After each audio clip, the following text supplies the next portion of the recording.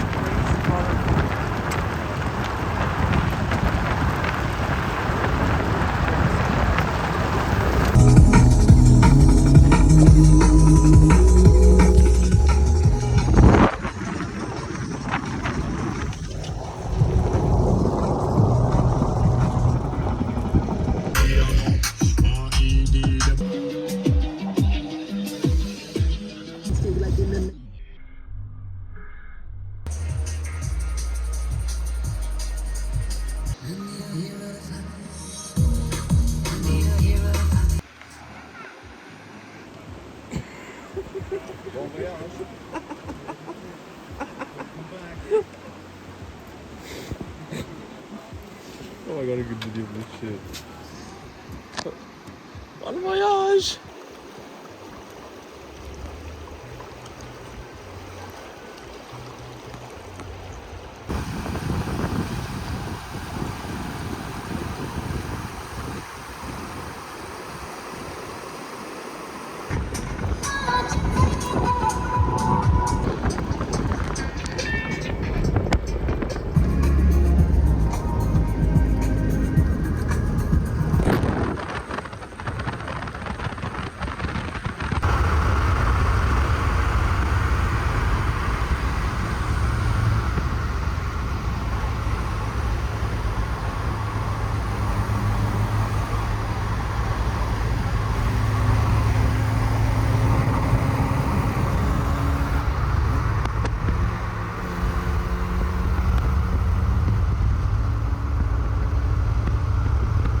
Several days later. Guess what, guys?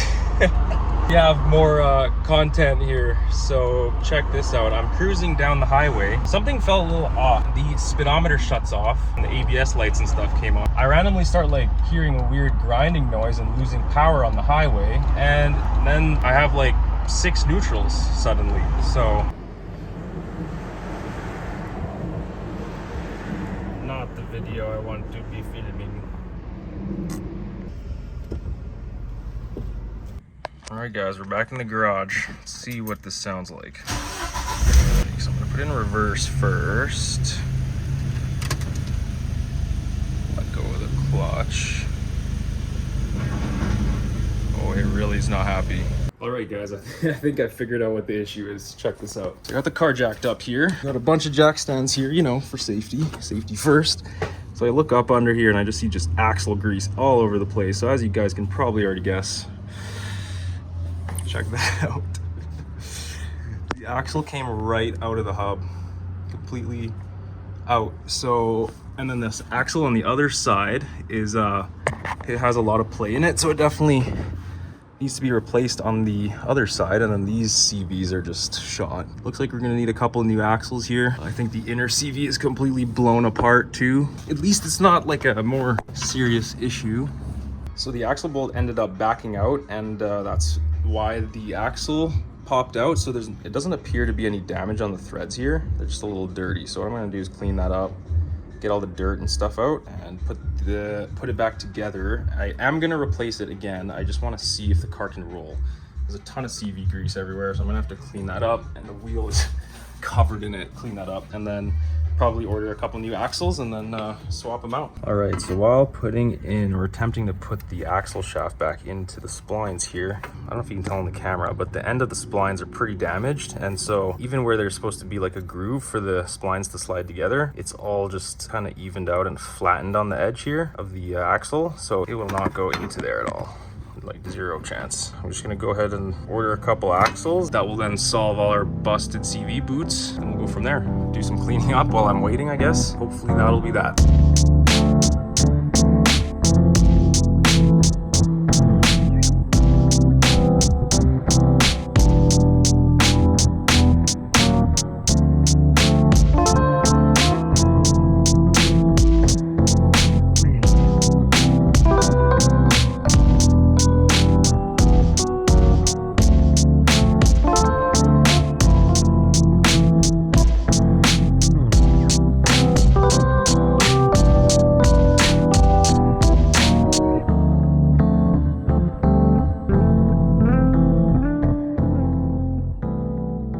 Okay, so I am here pulling out this wheel bearing here. So basically what you gotta do is take off all the brake components, take the rotor off. This hub that was in here practically fell out of here, like wasn't even attached anymore. So I obviously pushed this way too far. Should have replaced this a while ago. But what I wanted to share is that these 4 bolts for the wheel bearings are a huge pain in the ass. And if you've ever dealt with these, you know probably that they're, you know, not easy to get out. So I actually thought I was gonna be stuck, but I still have 3 to go. So I don't want to speak too soon, but I just want to explain how I quickly did this and how it kind of worked. So I started by just spraying with PB Blaster probably a couple hours ago, letting it sit, and then I was wrenching on it with the extended ratchet. It looked like it was starting to rotate slightly, but it still wouldn't quite budge. So what I ended up doing was pulling out the torch, heating this side of it where the threads are locked together, and I heated it for maybe like 30 to 60 seconds, not too long. I also cleaned off as much of the debris as I could. Got this PB Blaster ready, and then I got it really hot, and then once it was like kind of smoking, I sprayed PB Blaster right on the threads here, and it kind of sucks the PB Blaster into the threads. And then I went at it with my ratchet here and like a pipe breaker bar. But I just made sure that I also broke my socket. So I have this like 12-point socket. It's supposed to go in there, but it broke off because it needed that much torque. I think I broke the socket. So probably just hammer that back together. But anyway, it took a lot of torque and a lot of heat, a decent amount of effort to get it off. So if you're ever stuck here, try heat with a torch. This is just propane, but MAP gas gets hotter. Some PB Blaster. This is a M12 12-point. Make sure that socket is all the way inside the head of the bolt. I think these bolts are aluminum, so you don't want to strip those and be stuck without being able to get your wheel bearing out. And then you got to pull this entire knuckle assembly out, which is even more work. So anyway, thought I would share. I'm gonna do that now with these other 3 here. So let's get back to the time lapse, and hopefully we can get these other 3 bolts out and get this wheel bearing off.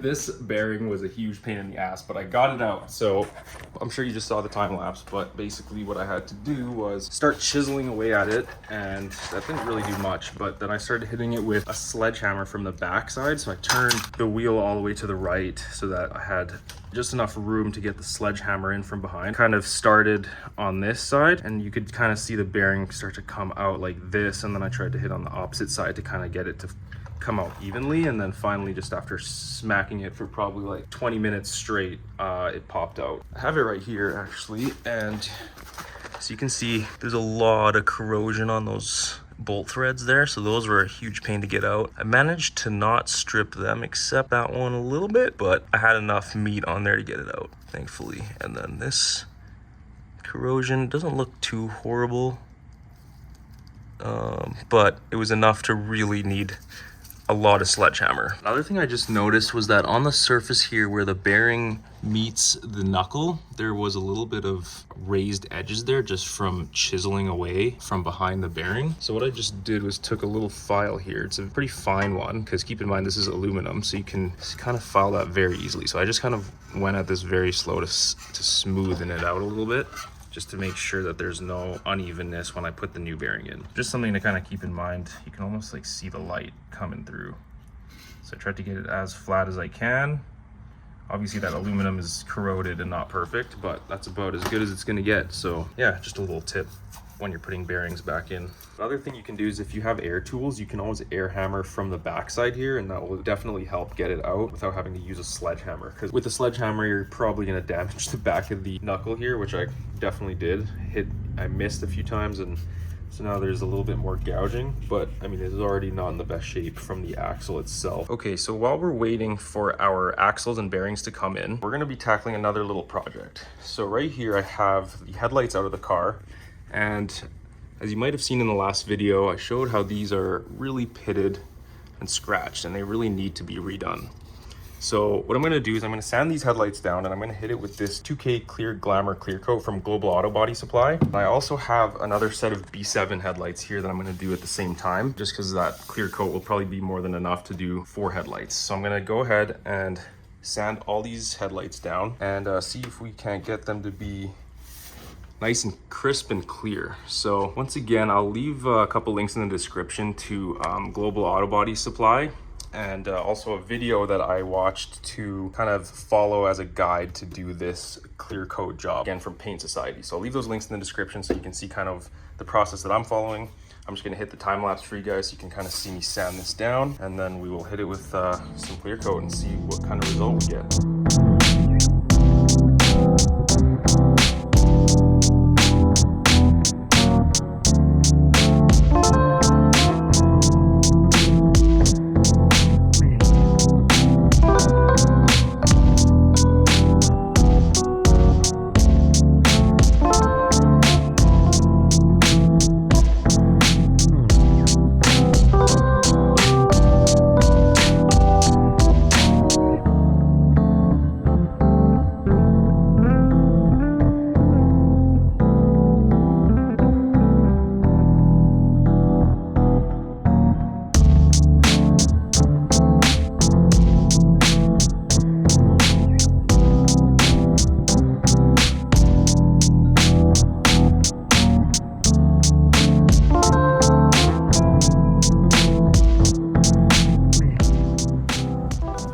So I just finished sanding these bad boys down. I started with 400 grit, and I went pretty deep until I got the whole top layer of UV protection off. And it's kind of like a white almost film that you can kind of see on the surface. So it kind of takes a while to get through there. So I used 400 for that. Then I went up to 600, then I went up to 800 grit wet. So this is kind of what 800 grit wet sand looks like. And here are the B7 lights. And so now we're pretty much ready for the clear coat. So I'm gonna go ahead and mix this together, shake it for a good 3 minutes, I think is what's recommended. And then I'm gonna just go ahead and start hitting these with some clear coat. And I'm thinking I'm gonna do 3 coats probably. So 1 light one medium, and then a more heavy coat at the very end to kind of get that final shine that we're looking for. So I got my cardboard coverage set up as best as I can for now. Probably gonna be a bunch of overspray. Got my fan set up. So let's get back to the time lapse and start clear coating these.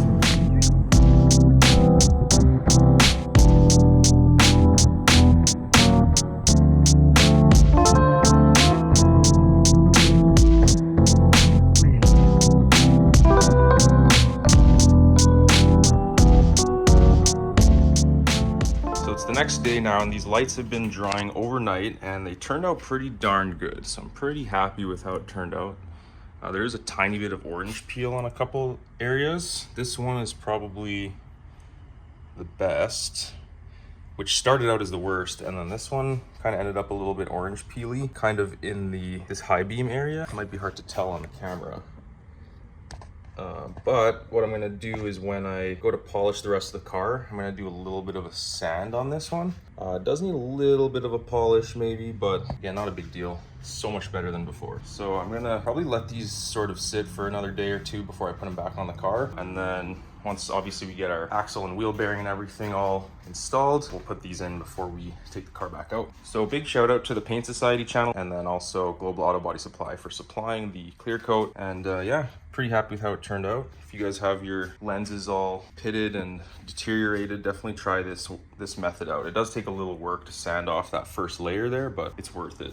I mean, this will totally change the look of the car and really make it look new again. Now, if you are doing this method, make sure that you're using the 2K clear coat products just to make sure that you get maximum UV protection. When these lights experience a lot of sunlight, it's the sun's UV rays that really deteriorates them fast. So this 2K clear coat is supposed to give you that UV protection so that this beautiful finish is not supposed to fade at all. So if you're doing this, make sure you're using the 2K products and you're gonna just get, you know, the best result. Super stoked on how this turned out. Okay, so our parts came in. So we have 2 fresh axles here, 2 fresh bearings. So at first I was gonna use the old hub, and then I remembered, well, it just slides right on there, and this is supposed to be pressed on. So obviously this hub is no good, and the splines are also not perfect. So we're gonna toss that out, and I got a new hub for it, got that pressed on. So this is all good to go now with a nice fresh hub.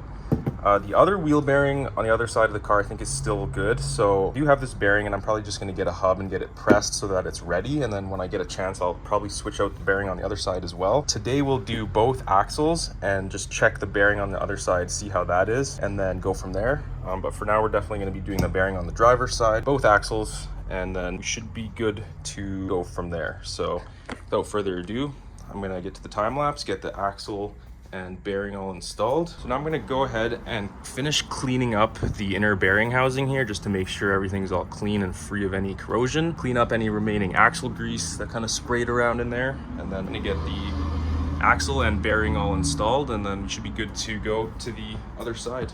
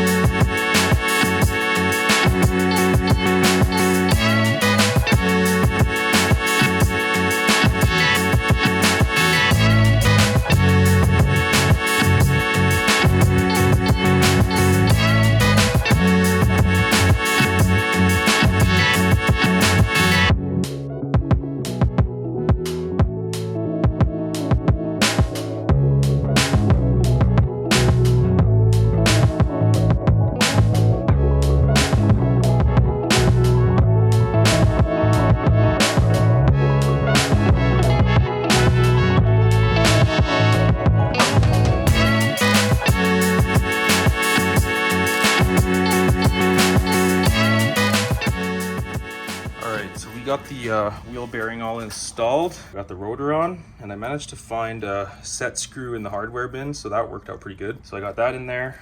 The rotor spins pretty nicely.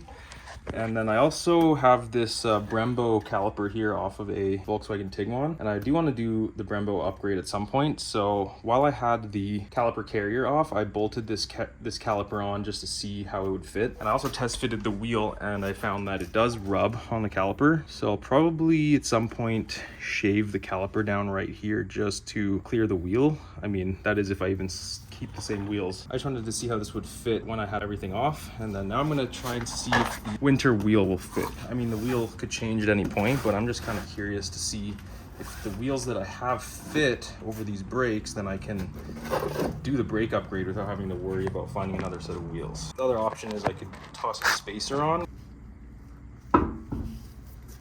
Oh shit, that one fits. Well, that's pretty rad. Barely clears, but it does. The winter wheel fits with the Brembo, no problem. Okay, well now I know not to sell these wheels. At least for now. Yeah, so this wheel hits on the inner there. 5 mil might not even be enough. Maybe 8 or 10 mil spacer should fix that if I even keep that wheel.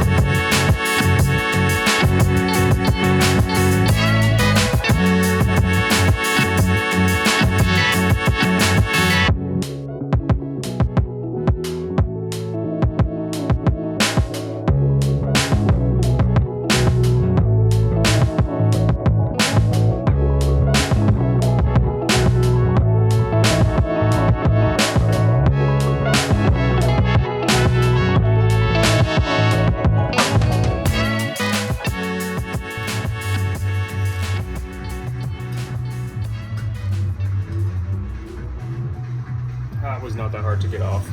Pretty much just a breaker bar, took that bolt off.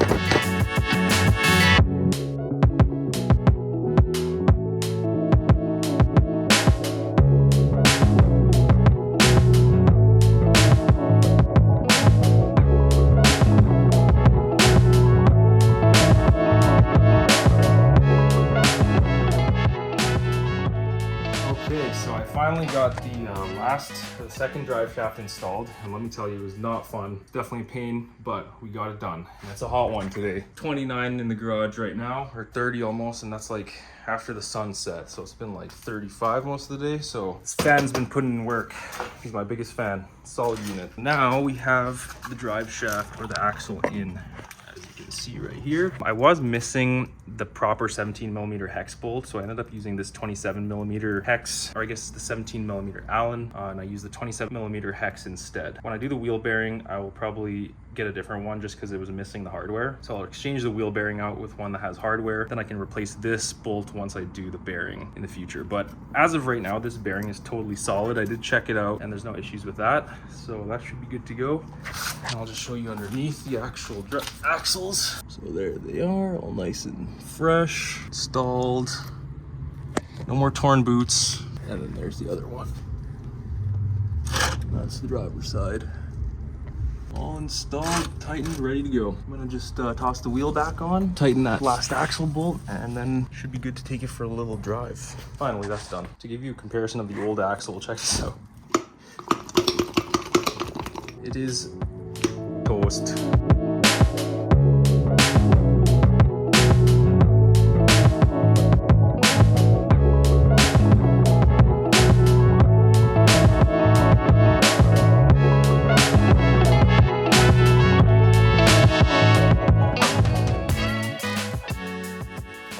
Take this thing for a drive now. It's nighttime, so I want to show you guys the headlights and how they look now that it's dark out. And you can see how that headlight restoration did for us. So let's turn this on.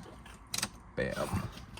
Wowza. Look at that. So to give you guys a headlight review, these things still are bright as hell. You can see now with the freshly clear coated lenses, they look freaking sweet. Super clear and crisp now. All right, let's go for a drive. Here's a look at the headlights. And yeah, I mean, 6 months later, they're just as good as they were before, so no complaints there. They might be a little bit out of adjustment right now just because I haven't tightened them all the way down, but pretty happy with that. Okay, so I've been driving the car now for a couple days and we've had no issues. Everything feels really good now. But now we have to do an oil change on the car. We're gonna be using the old Castrol Edge 540 man filter. Then I'm gonna also take a look at the timing belt and see what the tension is like on there. If you've been following along, you know that this engine has a manual timing belt tensioner. So I like to check it every at least 5,000 kilometers just to make sure that it's still tight. It was actually a little bit loose about 5,000 kilometers ago, and then I tightened it, and then I drove, I believe, maybe another 4,000 kilometers since then. I'm gonna take a look at that again. We're gonna do an oil change. I just took the car for a good drive, so oil is hot. So I'm gonna try to get a good flush out of it here. This thing is pretty well maintained now. Like, it's got the, you know, regular oil changes, it's got the axles all done, it's got most of the engine work that needs to be done. It's been, you know, good. About 10,000 K on it now since I put this head on, and I've had no issues with it at all. It's been a fantastic engine, really fun to drive. There's a couple minor things. So these bolts that hold the turbo onto the manifold have been coming loose. So I did try out some Nordlock washers, but those don't seem to be working as well as I'd hoped. So I've noticed some of those bolts coming loose, not like crazy loose, but just enough that if I put a ratchet on it and tighten it, it does tighten them down a little bit. So I might check the torque spec and try again. And if not, then I will have to order one of those turbo bolt locking plates, and that just kind of goes over the bolts and bends around those to hold them in place, I guess. So simple solution for that. Potentially the manifold could be cracked, and that could be causing the gasket to blow out and then loosening the bolts. So that's also a possibility. So I might have to look at the manifold, see if there's any cracks. It might not be visible from the top though. I might have to like take it apart and look at it from the bottom, but we'll see if that continues to be an issue, and then go from there if it does. So, but yeah, other than that, everything has been fantastic. I do still have a coolant leak that has been on and off. It'll like stop leaking and then it'll start again. So I have to sort that out before, you know, it starts to get too cold out for sure, so that we can maintain a proper coolant mixture ratio so that we don't have any freezing water issues, because that obviously can cause some problems. We'll have to get that sorted out before the Canadian winter takes its toll. And yeah, but other than that, car's been great, no complaints.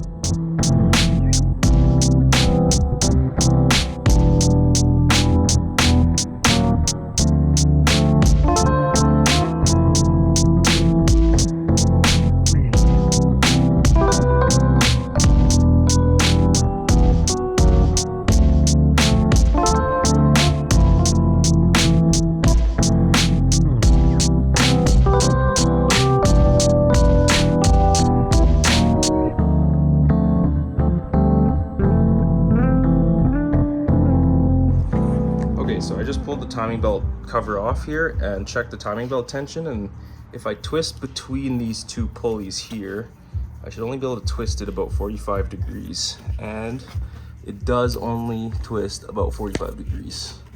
So the timing belt tension is all good still. I have had to tighten it once, but yeah, so this is now at another 5,000 K later after tightening this, and it's all good still. So we're looking good. So the car now has 10,000 kilometers on this head since installing that. And if you haven't seen the video of installing this head on the car, I'll put the link up in the corner over here so you can check that out after this video to kind of see what all we did here. This is like a manual timing belt tensioner, and I think originally I used a hydraulic timing belt tensioner, and I'm pretty sure it failed and caused the head to get damaged, like the valves bent. So wanted to try out the manual timing belt tensioner, and so far it's been pretty good. So I thought I'd give a little update on that. Headlights look freaking sweet on the car. They're a little dirty from like rain, but like even still they look brand freaking new. This side maybe not as good, but anyway, this car has been awesome. I really love this thing, and I'm glad that I've hung on to it and just kept fixing it up, because every time I drive it I'm like, man, I love this thing. It's just got that classic feel to it, yet it's modern enough that it's, you know, ticks all the boxes. So anyway, I'm gonna put this all back together now, and I guess we're gonna move on to the next project here pretty soon, so stay tuned.